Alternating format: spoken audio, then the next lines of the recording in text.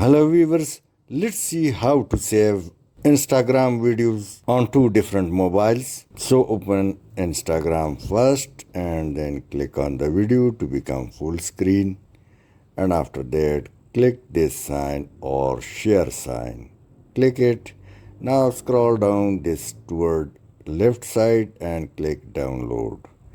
After this, simply click once again download, and after the same download has been started, now you can see it in your gallery. So open it and the video would be available along with the voice. Now let's go and save the same video on Vivo mobile. So let's go and once again open Instagram, and when the video opens, click the share sign, and this provides more option than the first video.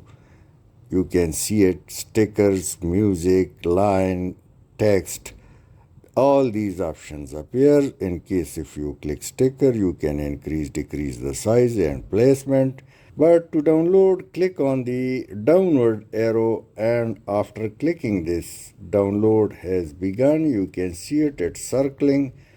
And let's go to your gallery or album and click the video. You will see it. Hope you would have liked. Thanks for watching.